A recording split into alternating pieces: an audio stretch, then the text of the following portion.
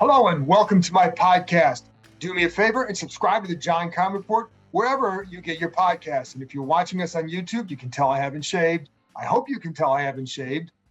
Anyways, hit that like button, hit that subscribe button. As always, it's much appreciated. Today, it's just you and me. I'm going to get back to the guests next week as we lead into training camp the following week, and I'll have more guests then. But today there are a few topics I wanted to go over, things that have been on my mind for a couple, or things that I've picked up over the last week or two that I think it's important to share. Let's start with receiver Terry McLaurin. As you know, he has signed the big contract. He signed it a week ago, more than a week ago. So that's not news. And there really isn't anything necessarily news here, but it's more the impact of that signing and how it got done. And I think one of the big keys that this team did was they communicated, I think, rather effectively to McLaurin how much they valued him here.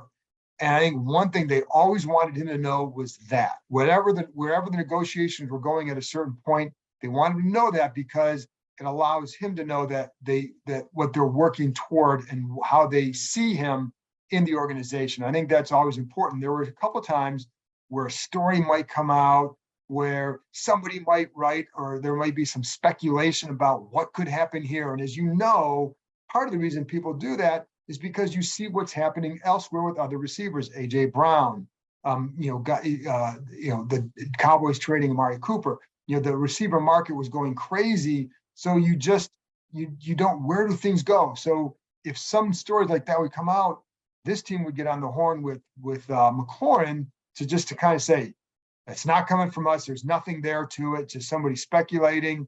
We want you here. That message was communicated over and over. When I think there was a story where somebody mentioned something about how they draft Jahan Dotson, McLaurin, what does this mean for him? And again, I think they made sure that he knew that it had no bearing on the negotiations. They did not see Dotson as a replacement for McLaurin. They saw him as a complement to McLaurin. So I think those were some of the things that were going on that you have to do, even though, listen, the contract is really good. And, players know that they gauge the value by how much you're paying them. But I do think it's important for teams to communicate to guys how they see them in the organization, how they value them. I think that's true for any worker anywhere. But in this league, especially, I think guys want to know, because if not, then they want to go somewhere else where they can get the same deal and also be valued. And speaking of Dotson, I'm going to be curious to see as training camp opens how he and McLaurin mesh, and not just how they mesh. I think they're going to mesh pretty well, but how they are used and can complement each other and open up the offense a little bit. For example, I would expect teams to really focus on McLaurin early on because he's their number one weapon. He's the proven guy in this pass game. Curtis Samuel coming off the injury. People know what he can do, but it's still a different kind of threat. Dyami Brown hasn't shown enough to warrant anything. Jahan Dotson will be the key in this. So if they're giving McLaurin double teams again, then it's up to Dotson can help eliminate that by how he plays early on.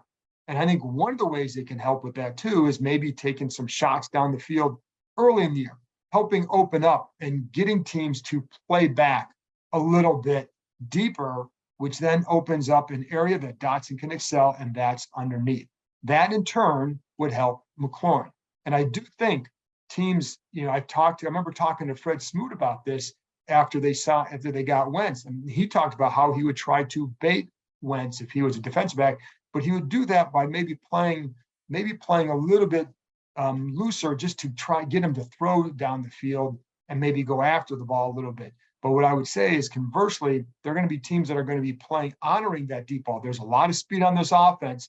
They can go vertical. So you're going to have defensive backs maybe playing just a little bit deeper, which in turn should open up that underneath stuff for a guy like McLaurin. Because one of the things I think this offense should be able to do well is that quick game. Right? And I always say that with Wentz, it's not just about the deep ball that he can bring. It's as much about the underneath quick game that I think they get excited about, because they do have speed to hurt you vertically and horizontally. And if you can create some openings underneath, you get some of these guys who can run. Curtis Samuel, Dotson, and Dyami Brown can run, man. So if you get those guys underneath on some stuff, if they have to honor the deep stuff and you can hit them underneath with some of these guys, it can create some gaps for them to run through. And so I think, but listen, Dotson was a returner in college too. So I think it gives, you can turn it into a situation like that for him underneath, which can then tap into his strength. So I think it's going to be interesting to see how those two, what they do with those two and how they work together. The other thing I think that works well with McLaurin, like Dotson and Carson Wentz in the spring, really seem to connect with Dotson. But I think those Dotson and McLaurin give Wentz two receivers he can trust where they're going to be. And I think with Wentz, trust will be a big thing. Now, as far as the deal goes, the one thing I was going to say too is you always wonder how a guy responds when they get that kind of a contract, right? So I remember back in the day for the old timers, I guess I can say now, because it was in 1997 when they signed Dana Stubblefield as a free agent. Stubblefield was a really good defensive tackle. They signed him, and the one thing he talked about was, I'm going to always work hard. I was raised on a farm. I'm used to working hard. And that guy got lazy. He got the big deal. He got lazy. Google him. Life did not go well after that point. So the one thing with McLaurin, though, is you would never have to worry about is how the guy responds in terms of his work ethic. This is a guy who in high school, as sure you know the story. He went to Ohio State for a camp. Urban Meyer basically told him, "You're not good enough. Come back a week later. We'll see where you're at." Well, he goes home and catches a few hundred balls a day, gets better, wasn't perfect, but what Meyer liked is that he went and worked on his game. And that's a guy that you can work with. So that's number one. Number two, as a rookie, McLaurin comes in the training in OTAs, and he's going up against veteran receiver corners, Dominique Rodgers-Cromartie, Josh Norman, and he wasn't really beating them. And I'd watch him, like, his routes look pretty crisp. But yet the defensive backs, Cromartie, a lot of times would anticipate where he was going. So what was he not doing well? So he talked to the corners after that spring. And they talked to him about the way he ran his routes and maybe the speed he was running his routes at and how he had to change things up a little bit to confuse them a little bit more. So he goes and works on this. It's 6 weeks till training camp that year. He comes back in training camp and they can't cover him. And that's when you knew, like, this kid's going to have a really good year and he's going to be a really good pro. He consistently always works. For a guy like McLaurin, the contract is more of a competitive thing. This is what I think I'm worth versus cashing in for life. Because this guy also has a chance to, it's a 3-year deal. He's got a chance to earn another big deal if things go well. He'll be motivated by that more so, again, as much about the measuring stick of where you're at as it is about the money. So the money's great, don't get me wrong on that. But I think for him, there's a competitiveness that drives him to always prove himself. And I don't think that is going to change. Now, some other topics. Actually, the other topic is kind of related to that. It's other contracts. Will there be other contracts that get done before training camp or even before the start of the season? At this point, I would say no. I don't anticipate anything else being done. There are a few guys that we have to watch during the season and beyond as to what they do. And it's Cole Holcomb, Cam Curl, Montez Sweat, and Deron Payne. I think they clearly like each of these players. I think Curl and Holcomb are going to be very interesting to watch because I think, with Holcomb, they put a lot of faith in him this offseason. We went from the start of the offseason hearing about the need for a linebacker to the middle part of the offseason with them basically saying, hey, Holcomb is better than everybody thinks. He played better than everybody thinks, etc. So the job is his. Now, if he goes out, you still got to go out and prove that he can be the guy that they say he can be. And he has progressed each year. It's possible if he goes out, let's say he goes out and has a good start of the season, maybe they try to sign him then. I don't know. But I don't anticipate anything beforehand. As for Curl, now remember, this is only year 3 of his contract, so there's still a ways to go here. But they're going to have to decide next offseason what they want to do with him. So this is a big year for him to show he is continuing to ascend.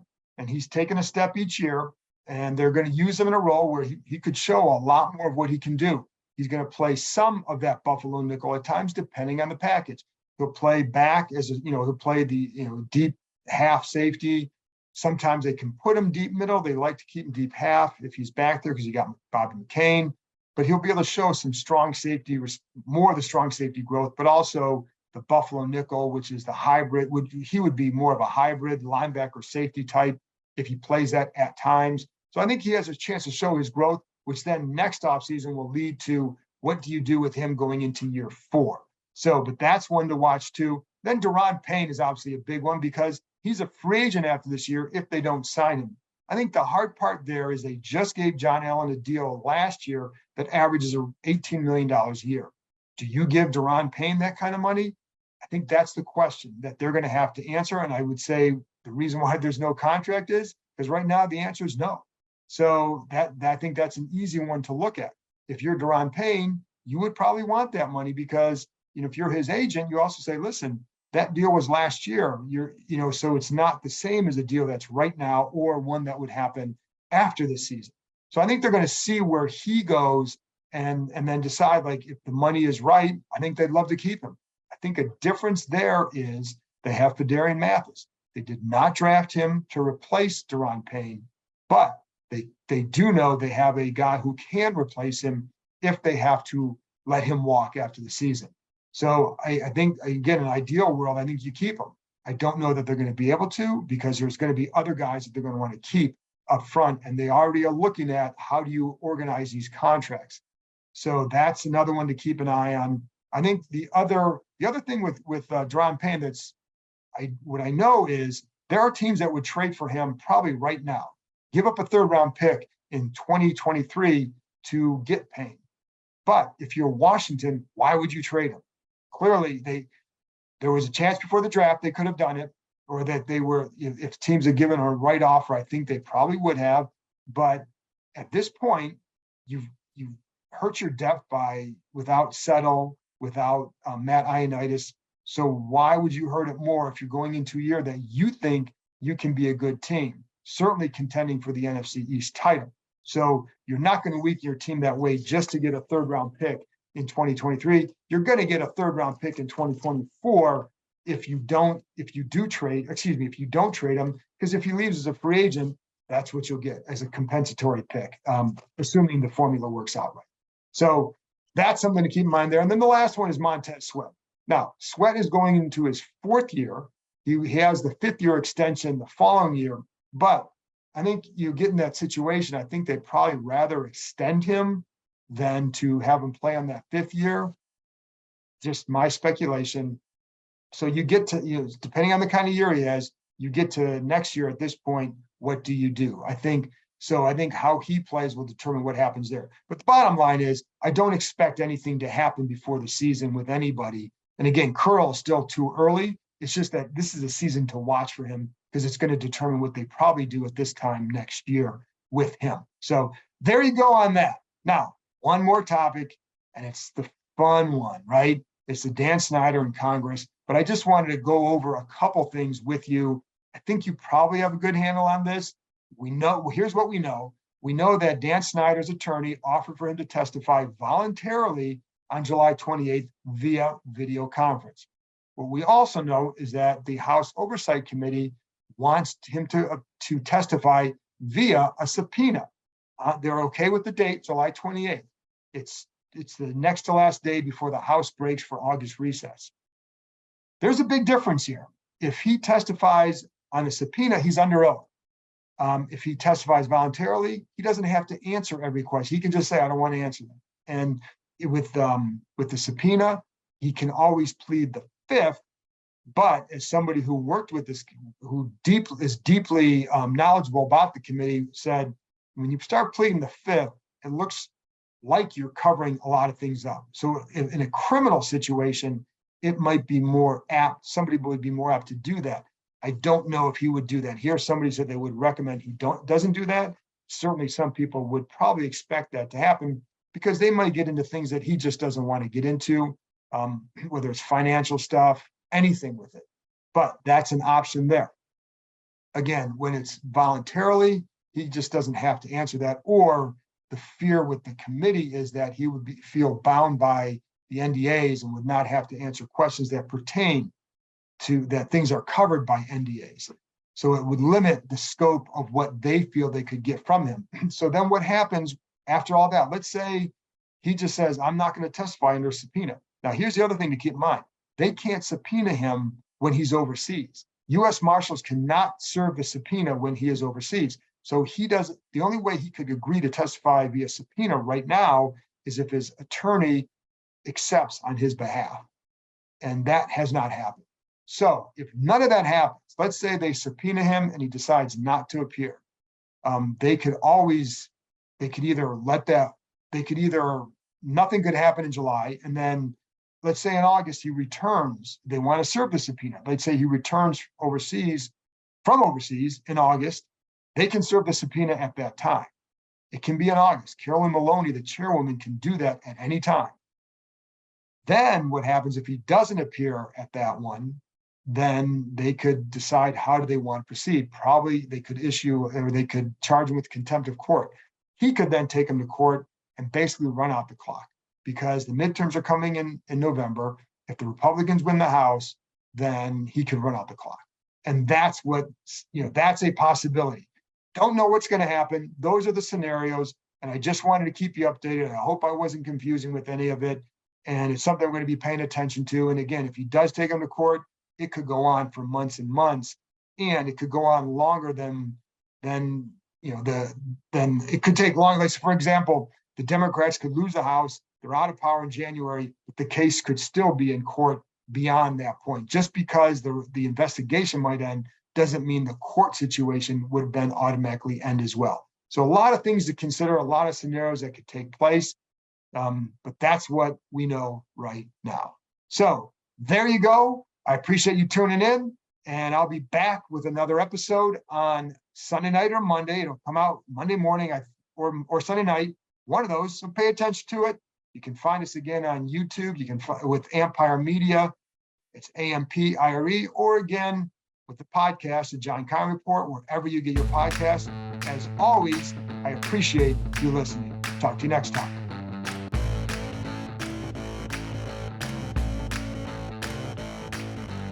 Hey everybody, it's Keim. Do me a favor and hit that subscribe button, and I'll continue to bring you guests who provide excellent insight into the Washington Commanders. And while you're here, check out the other terrific content on the Empire Media Network, including Inside the Cap with Joel Corey and All's Caps with Steve Wino and former Washington Capitol Carl Alsner. Go ahead, hit that subscribe button. Thank you.